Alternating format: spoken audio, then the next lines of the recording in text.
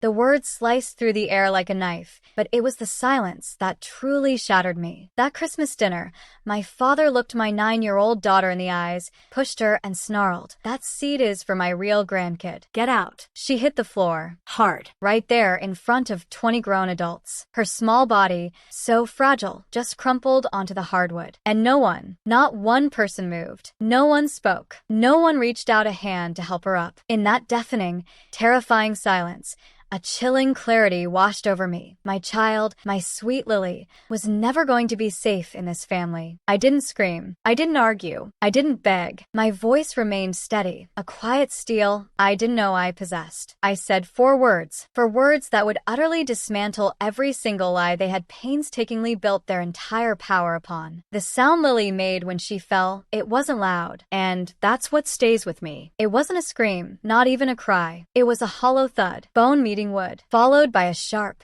tiny intake of breath, like someone had punched the air right out of her chest. Her small hands flew out instinctively, skidding on the polished floor, her knees folding beneath her as if they'd forgotten how to work. For one agonizing half-second, I truly believed someone would move. My mother, Margaret, was closest. She always claimed to have such good instincts with children. My sister, Olivia, had practically leaped across the room once when her daughter, Emma, spilled juice on a rug. My father, Richard, still held his fork, suspended in midair, as if waiting to decide if the moment was real enough to warrant a reaction. No one moved. The entire table was frozen in a way that felt eerily practiced, like everyone had rehearsed this exact scene their entire lives, finally knowing their marks. A napkin, white and starched, slipped off someone's lap and landed softly near Lily's shoe. That was the loudest sound in the entire room. Lily looked up at me. She wasn't crying yet. That would come later. Right then,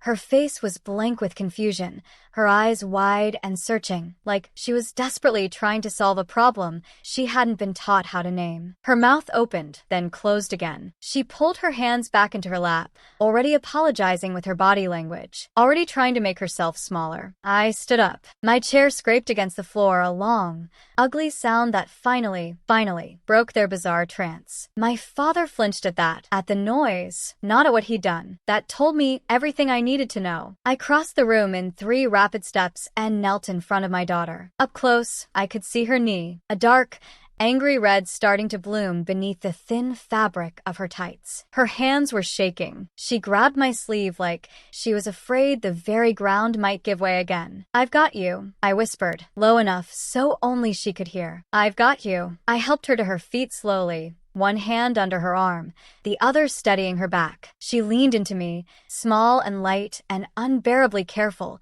as if she were trying not to take up too much space. 9 years old, and already an expert at disappearing. I waited, not because I needed permission, but because a foolish, stubborn piece of me, a leftover from childhood, still expected an adult in that room to finally do the right thing. No one did. My mother stared intently at the centerpiece, as if it had suddenly become the most fascinating object in the universe. Olivia's eyes darted from Lily to Emma and back again, calculating something only she knew. A few relatives actively avoided my gaze. One of my aunts offered a tight, nervous smile, the kind people use when they're relieved something terrible isn't happening to them. My father finally cleared his throat. "She shouldn't have been in that seat," he stated, as if explaining a minor breach of etiquette. "That place is for family." Family. The word landed in my chest, heavy and ugly, like a stone. Something settled inside me then. Not rage. Rage would have been loud, explosive. This was quieter, colder, the kind of absolute clarity that arrives when the argument is finally, definitively over. I reached down with my free hand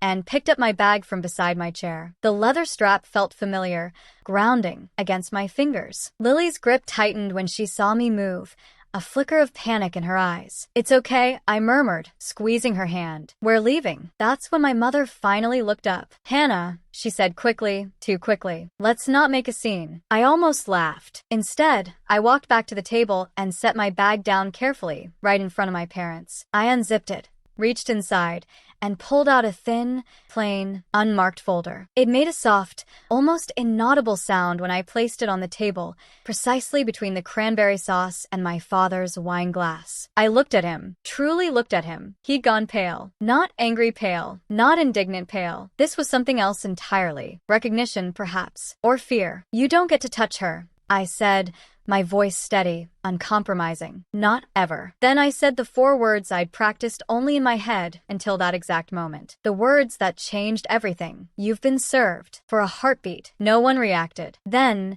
with a sharp clink, my mother's wine glass slipped from her fingers, red liquid sloshing dangerously close to the folder. My father snatched the papers as if they already belonged to him, flipping them open with visibly shaking hands. I didn't wait to see what he read. I turned, lifted Lily into my arms, and walked toward the door. Her face was buried in my shoulder now, her breath uneven, hot against my neck. Behind us, the silence shattered, not with apologies, not with concern, but with panicked, overlapping voices, questions firing too late to matter. The cold night air hit my face as I stepped outside. I didn't look back. Whatever chaos was erupting in that house now had absolutely nothing left to do with us. If you're still with me, please consider hitting that subscribe button. Your support helps this channel grow, and it allows me to share more raw, honest stories like this one. Thank you. Lily didn't cry in the car. That scared me more than if she had. She sat in the passenger seat, hands folded neatly in her lap,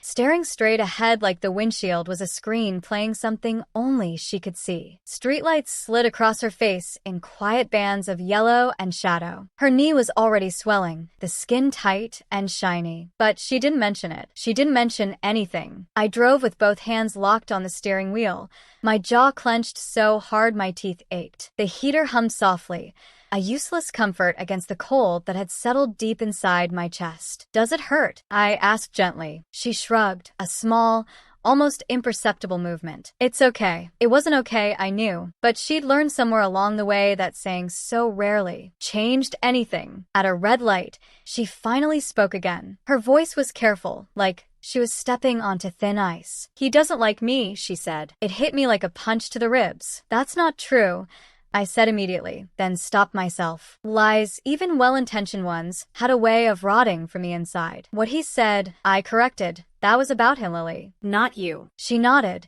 but she didn't look convinced, her small fingers worrying at the edge of her sleeve. "Is it because I'm not real?" she whispered. I pulled over, right there, hazard lights blinking, the world rushing past us like nothing had changed. I turned fully toward her, my heart breaking in a dozen quiet places. "No," I said, making the words solid, unshakable. "You are real. You are my child. You belong with me, always." She searched my face, weighing the promise, the way children do when they've been let down before. Then she nodded once, slow and deliberate, like she was filing the answer away for later. At home, I wrapped her knee in ice, made cocoa with far too many marshmallows, and put on her favorite movie. She leaned into me on the couch, her head tucked under my chin, like she was afraid the world might shove her again if she sat up straight. That night, after she finally fell asleep, I sat alone at the kitchen table and let the memories come, because what happened at dinner wasn't new. It was just louder. Growing up in my parents' house had been an exercise in stark contrast. My sister, Olivia, was the light. I was the static. Olivia was praised for breathing. I was corrected for existing. "She's sensitive,"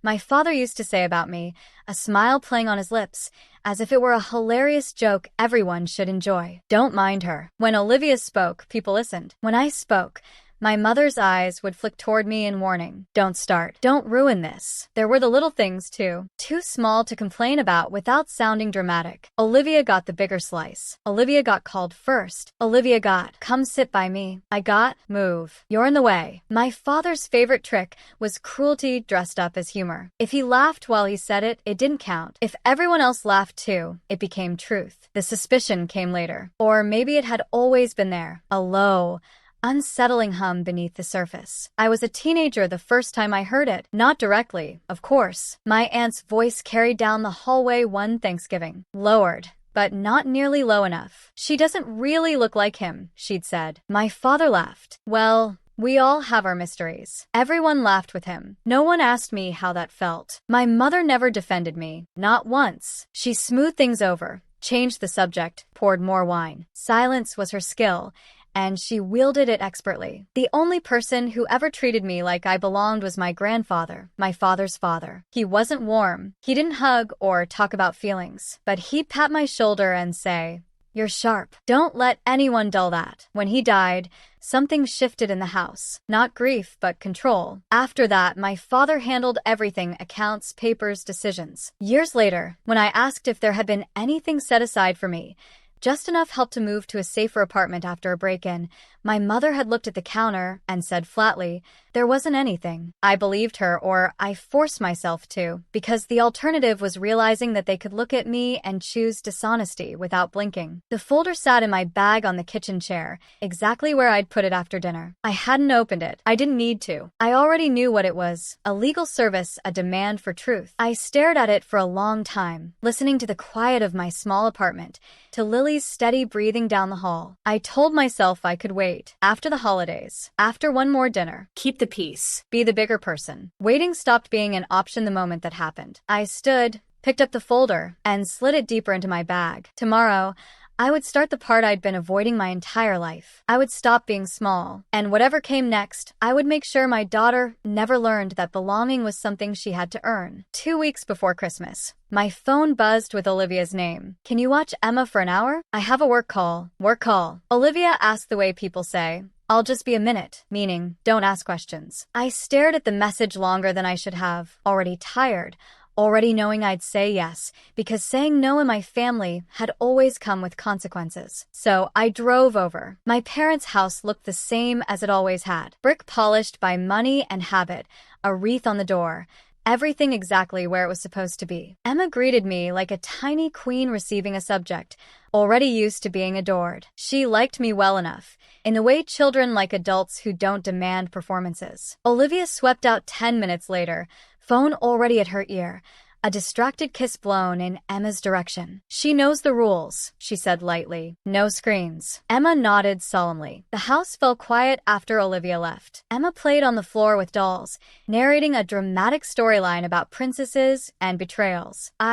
Out of old habit, cleaned wrapping paper off the coffee table. That's when I noticed Olivia's laptop. It sat closed on the couch, sleek and silver, humming faintly like it was still awake. I didn't touch it. I didn't even think about touching it. It wasn't my business. Emma, however, thought differently. She climbed onto the couch with the confidence of a child who had never been told no, and flipped the laptop open like she'd done it 100 times before. The screen lit up. A password box appeared. My stomach tightened. Before I could say anything, her fingers danced across the keys. No hesitation, no guessing. The screen unlocked. Kids don't know passwords unless someone lets them. "Hey, sweetheart," I said gently, stepping closer. "That's not a toy." I reached to close it. The screen refreshed. A document popped up. White background, black text, bold headings. The kind of document you don't need context to recognize. Legal, official, heavy. Right at the top was my grandfather's name. I sat down, not because I wanted to snoop, but because my body had gone cold in a way I recognized. This matters. I skimmed fast,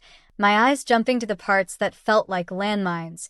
Trust, beneficiaries, distribution. Then I saw it. My full legal name, not a nickname, not other child. My name, printed clean and precise, as if it had always belonged there. I scrolled carefully, afraid the truth might vanish if I moved too fast. A line near the bottom made my chest ache. A distribution date I remembered vividly. The same month I'd asked my parents for help after my apartment had been broken into. The same month they'd told me there wasn't anything. The same month Olivia had shown up with a new SUV and a laugh about being so blessed. The numbers blurred. I didn't read everything. I didn't need to. I took one photo, clear, legible, the part that mattered. Then I closed the laptop. Emma tugged at my sleeve. "Can I watch cartoons now?" "Yes," I said, smiling like my world hadn't just tilted on its axis. "Pick one." That night, Olivia breezed back in, cheerful and careless. "Everything good?" she asked. "Fine," I said, because confronting people like my family without a plan is like walking into a storm with an umbrella. 2 days later,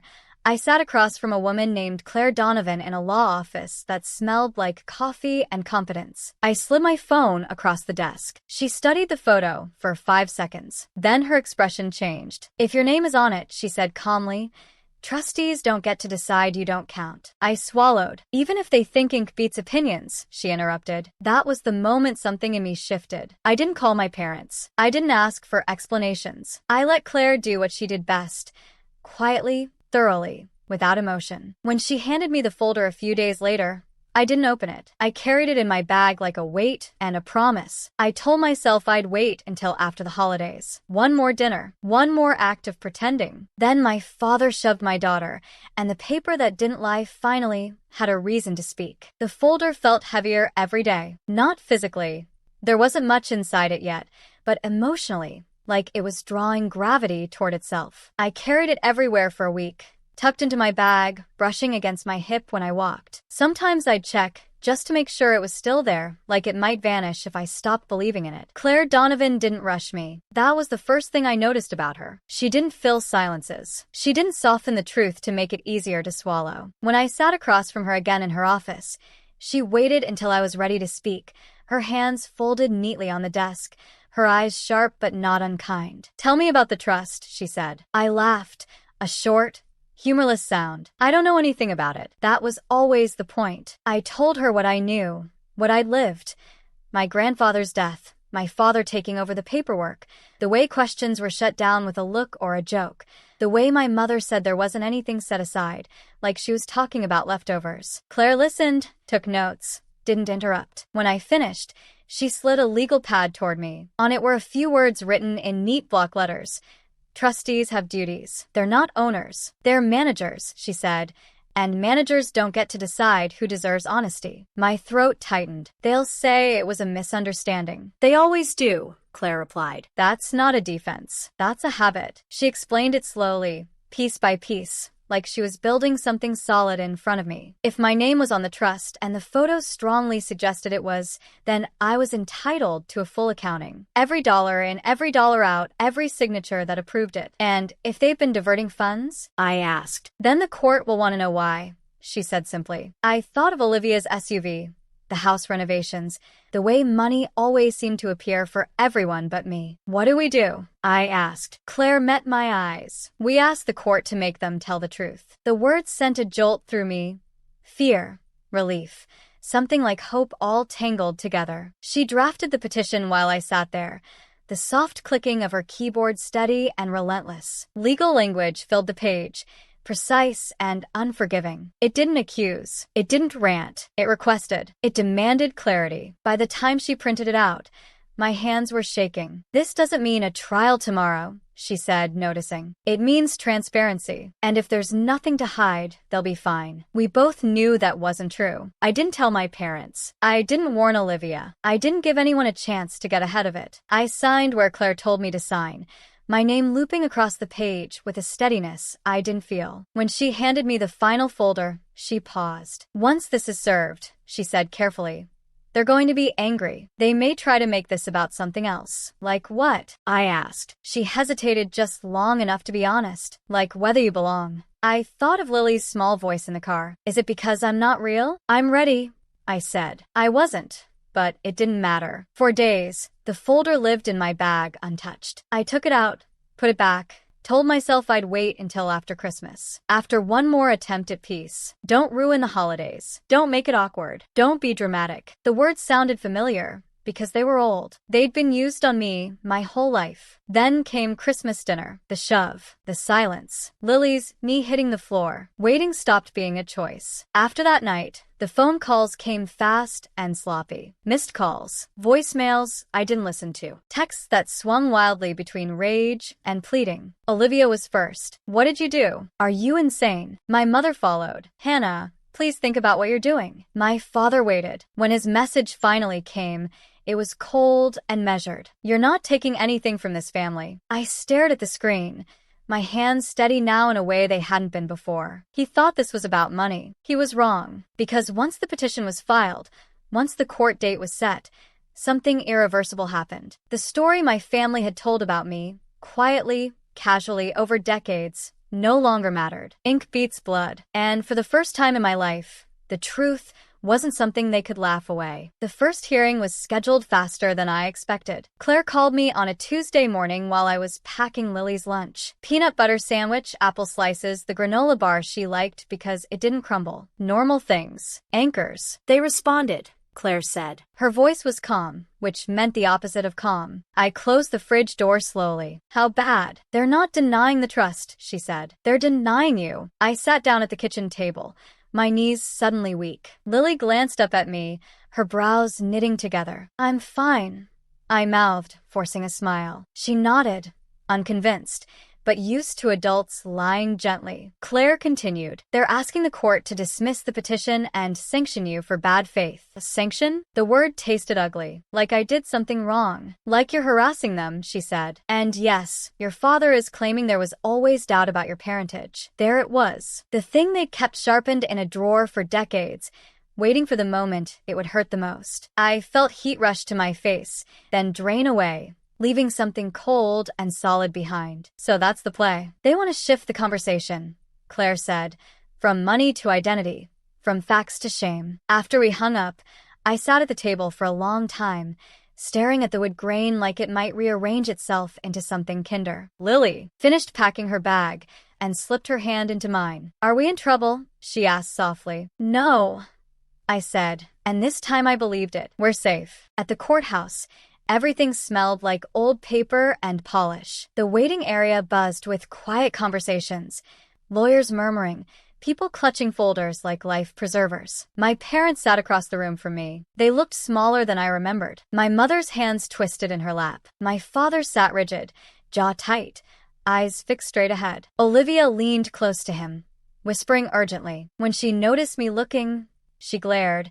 as if this were all my fault. Claire touched my elbow. Remember, she said, we're not here to perform. We're here to preserve. The judge didn't waste time. He listened. He skimmed. He asked pointed questions that didn't care about family history or holiday dinners. When my father's attorney started talking about real grandchildren and family understanding, the judge raised a hand. Is the petitioner's name on the trust? He asked. There was a pause. Yes, the attorney admitted. Then the trustees have a duty, the judge said. We're not debating biology today. We're preserving assets. He granted the order.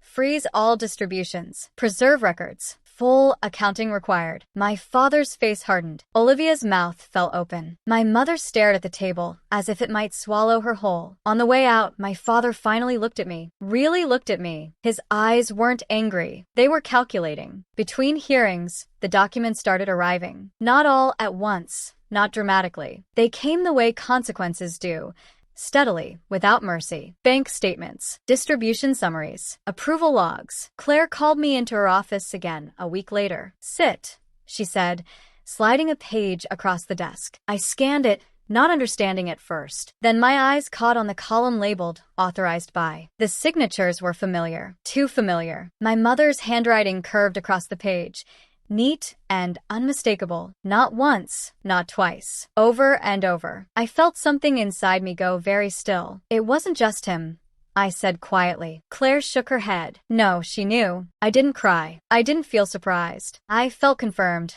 like a puzzle piece had finally clicked into place. That night, Lily asked me a question while I brushed her hair. Do I have to say sorry? She asked. For what? For making Grandpa mad. I set the brush down and turned her toward me. No, I said firmly. You never apologize for someone else hurting you. Her shoulders relaxed just a little. The second hearing was quieter, more procedural, more damning. The judge reviewed the records, the patterns, the money that left the trust and reappeared as cars, renovations, tuition, categories labeled family support, like theft dressed up as generosity. This court finds mismanagement, the judge said. The word landed with a finality that made my chest ache. My father stared straight ahead. Olivia didn't look at me. My mother's hands shook. When it was over, Claire turned to me. This isn't done, she said. But the story they told about you, it's already cracking. In the parking lot, my phone buzzed. A text from my father. You're tearing this family apart. I stared at it for a long moment before deleting it, because for the first time, I understood something clearly. I wasn't tearing anything apart. I was refusing to hold together something that had been breaking me my entire life. The smear campaign started quietly, not with shouting or threats, but with whispers, carefully placed,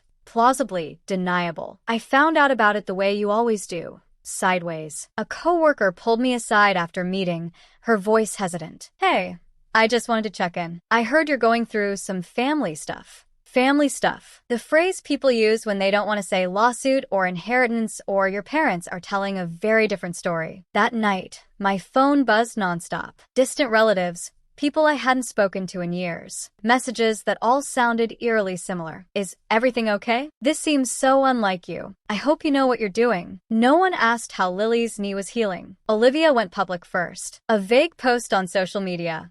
Carefully worded, polished just enough to look concerned instead of cruel. Some people will destroy a family for money. It's heartbreaking to watch. No names, no details, just enough for everyone who knew us to connect the dots and feel morally superior for doing so. The comments filled quickly. Heart emojis. Praying hands. So sad. Families should stick together. I stared at my phone, then set it face down on the counter. Lily was at the table doing homework, her tongue poking out in concentration. She didn't look up. Mom, she said after a moment. Why do people lie? I took a breath. Because the truth doesn't help them. She nodded like that made sense, then went back to her math. Claire called the next morning. They've escalated, she said. Your father's attorney filed a motion. I leaned against the kitchen counter. Let me guess. Paternity. Yes, she said. They're asking the court to consider whether you're a biological child at all. They want dismissal on standing. My stomach dropped. Not because I doubted the truth, but because I knew what they were trying to do. They weren't defending money. They were defending the right to punish. I can take a test, I said quietly. Claire paused just long enough to be deliberate. Not for court, not for them. But your name is on the trust. She cut in gently. That's the law. Trustees don't get to rewrite documents based on suspicion. If we go down this road, we let them turn this into a circus. I closed my eyes. Images flashed. My father's voice. Real grandkid. Lily on the floor. The way doubt had been threaded through my life like a toxin. Desperate people throw sand. Claire continued. They want to blind you. After we hung up, I sat alone for a long time. The idea that this question, this ugly, unresolved thing, could still control my life made my skin crawl. That afternoon, I opened my mailbox and found it. A small, plain box. The return address belonged to my father's attorney. Inside was a paternity test kit. No note, no explanation, just the implication.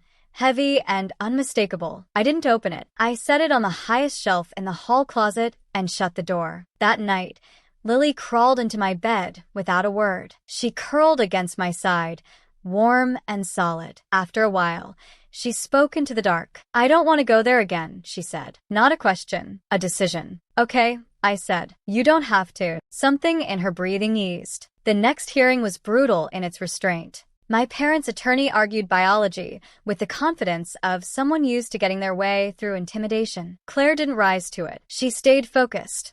Names, dates, signatures, transfers, paper. The judge listened, his expression unreadable. Then he spoke. Rumor is not evidence, he said, and family suspicion is not a legal defense. He denied the motion. Just like that, on the courthouse steps, Olivia hissed as she passed me. You think you've won? I didn't answer, because this still wasn't about winning. That evening, as Lily slept, I stood in the hallway and looked at the closet door. The test sat behind it, waiting. For the first time, I understood the choice clearly. I didn't owe them proof, but I owed myself peace. And for the first time in my life, I was the one deciding how the story would continue. The proof didn't arrive all at once. It came in waves, thick envelopes, secure emails, spreadsheets that looked harmless until you read them closely. Paperwork has a way of pretending to be neutral. It isn't. It remembers everything. Claire texted me one afternoon, "Coming now." I left work early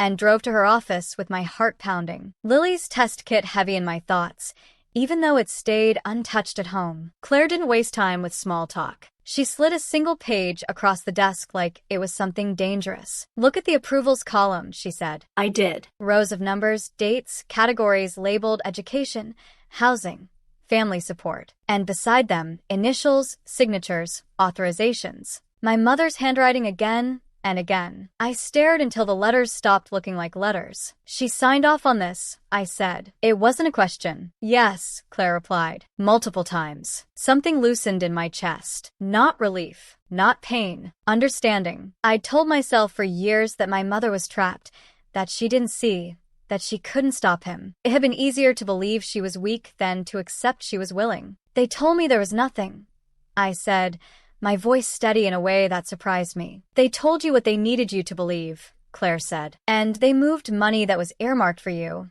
as if it were a family slush fund." She laid out the highlights. Not every transaction.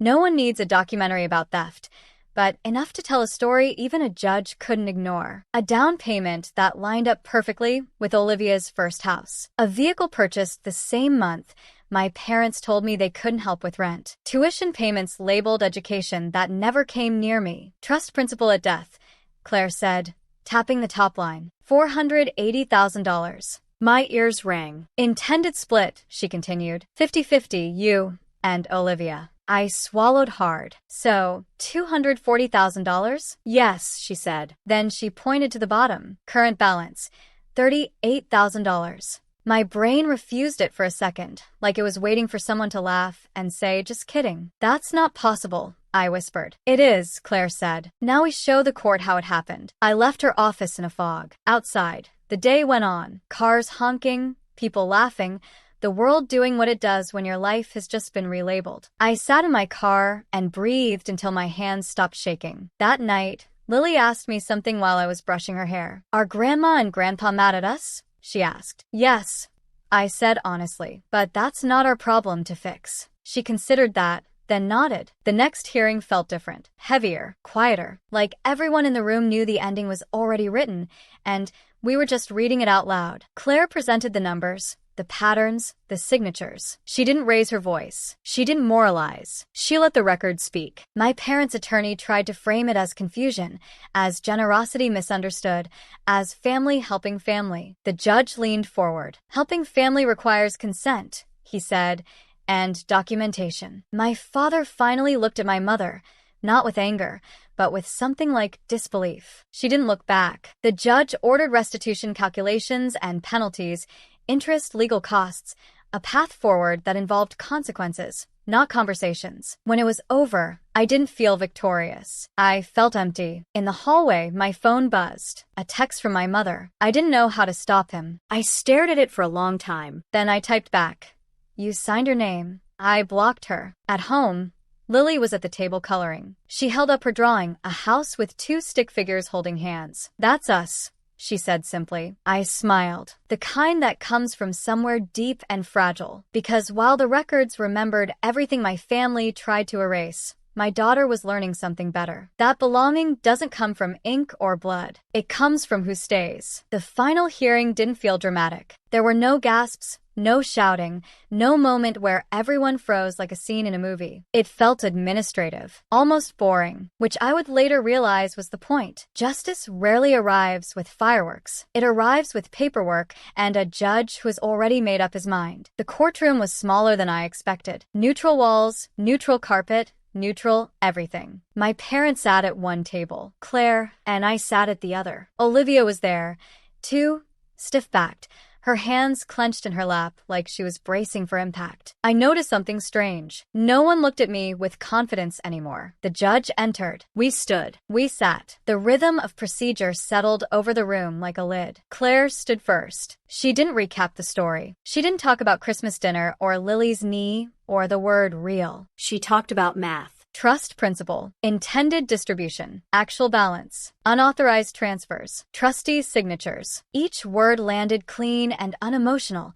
like a nail tapped carefully into place. When she finished, the judge nodded and turned to my parents' attorney. Response. The attorney rose, smoothed her jacket, and tried one last time to pivot. She spoke about family complexity, about misunderstandings, about how emotions can cloud intent. Then, inevitably, she drifted back to biology. There was long-standing uncertainty, she said carefully, which informed the trustees' decisions. The judge didn't react right away. He looked down at the file in front of him, flipped a page, then another. When he finally spoke, his voice was calm and unmistakably tired. "Trustees do not have discretion to punish," he said. "They have duties." He looked directly at my father. "You don't get to rewrite legal documents based on suspicion," he continued. "And you don't get to spend someone else's inheritance and call it family support." My father opened his mouth, then closed it. The judge went on. "The court found mismanagement. The court found diversion. The court ordered restitution. $240,000 plus interest plus legal fees plus penalties. $368,000 in total." The words echoed in the quiet room, heavy and final. Olivia's face went pale. My mother didn't move at all. My father stared straight ahead, his jaw tight, like he was holding back something that no longer mattered. I didn't feel triumphant. I felt lighter, like something that had been pressing down on my chest for decades had finally lifted, and my body didn't quite know how to stand without it. Outside the courtroom, my father stopped walking. "This isn't over," he said, quietly, not looking at me. I met his eyes for the first time that day. "It is," I replied. Because it was. That night, I sat at the kitchen table long after Lily had gone to bed. The apartment was quiet in the way it only gets when you know something fundamental has shifted. On the counter sat the small, plain box, the paternity test. I'd left it unopened for weeks, letting paper beat rumor, letting ink do the work. But now the case was over, and the question still lived inside me like a splinter. Not because I owed them proof, but because I was tired of carrying doubt. I opened the box. Everything inside was neat and clinical, instructions printed in a calm, reassuring font. My father's sample was already included. That part almost made me laugh. The audacity of it, packaged and prepaid. I didn't make a ritual of it. I didn't cry or hesitate. I swabbed, sealed, dropped it into the mail the next morning like I was returning something defective. The waiting was worse than I expected. Every day I told myself it didn't matter. Every day it did. Lily hovered close during that time. Not scared, exactly, just cautious, like she was watching the world to see if it would behave. One night, as I tucked her in, she said casually, "I don't want to go back there ever." "Okay," I said. No negotiation, no guilt. The email arrived on a Tuesday afternoon. I read it once, then again. Biological match. I sat down hard in the kitchen chair, my hands shaking, not with relief, but with fury. Clean, sharp fury. Because it meant the suspicion had been wrong, and the cruelty had been deliberate. They could have ended this years ago. One test, one conversation, one choice to be decent. They hadn't wanted clarity. They'd wanted permission. I forwarded the results to both my parents. No message, no explanation, just the truth they'd built my entire life around refusing to face. Then I blocked them. And for the first time since Christmas, I slept through the night. Blocking them didn't bring silence right away. It brought echoes. Voicemails stacked up like debris after a storm. Messages I didn't listen to. Numbers I didn't recognize but knew anyway. Olivia tried first, calling from a private number, then from a friend's phone. My mother followed, text after text, slipping through before I blocked each new attempt. My father waited. A week passed. Then my doorbell rang. I checked the peephole and felt my chest tighten. My mother stood in the hallway, hands clasped together like she was about to ask for forgiveness, the way people ask for favors, carefully, strategically. Her eyes were swollen, red-rimmed in a way that looked more exhausted than dramatic. Lily was at school, thank God. I opened the door just enough to make it clear I was listening, not inviting. "Hannah," she said softly, "please, just a minute." I didn't answer. Silence had been her weapon for decades. I let her sit in it. "Your father's been different," she said finally. "He asked about Lily." The words hit wrong, like a key jammed into the wrong lock. "He wants to see her," she added quickly. "He wants to be a family now that we know." Now that we know. As if love were a subscription that activated once a lab confirmed eligibility. I stared at her. Really stared. And waited. Eventually the rest came out. Messy. And too late. "Before you were born," she said, her voice shaking. "I slept with someone else. Just once. Your father suspected. Or maybe he knew. I don't even remember which came first anymore. From that moment on, he decided you might not be his, and I let him treat you like a question mark because I was guilty. I thought I deserved it. And somehow," she whispered, "you paid for it." She reached for me. I stepped back. It shouldn't have mattered, I said quietly. You were my mother whether I was his or not, and you chose him anyway. Her face crumpled. We can fix this now. No, I said, firm, clear. You don't get to come back because the story is comfortable again. I told her the only thing she was leaving with was the knowledge that she'd been wrong. Then I closed the door. That night, Lily sat beside me on the couch, legs tucked under her, watching a cartoon she wasn't really paying attention to. We're not going back, right? She asked. No, I said. We're not. This time, it wasn't a promise. It was a boundary. 4 months later, the money hit my account. All of it. I stared at the number for a long time. Not because I was excited, but because it felt unreal, like a language I was just learning to read. Restitution. Interest. Legal costs. Penalties. They sold the house to pay it. The house my father used to call his legacy. Turns out legacy doesn't mean much when a judge orders repayment and there's nowhere else to pull from. I paid off what I needed to. Set aside what would keep Lily safe. The rest stayed untouched for a while. Like I needed to make sure it was real before deciding what it meant. They're broke now. Not we need to budget broke. Quiet broke. The kind where relatives stop calling and excuses stop working. Downsized. Borrowed. Smaller. Or no contact. Not the dramatic kind, the peaceful kind. Lily laughs more. She sleeps through the night. She doesn't ask about being real anymore.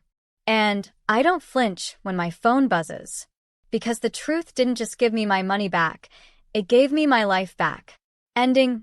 People expect endings like this to feel loud. They imagine celebration, champagne, a final speech where the villain is humbled and the hero walks away glowing. That's not how it happened. The day everything truly ended was quiet. Lily and I were at the grocery store, standing in the cereal aisle, debating whether chocolate counted as breakfast. She was explaining very seriously that it absolutely did if you added strawberries. I was pretending to consider it. And then it hit me. I wasn't bracing for anything. No tightening in my chest.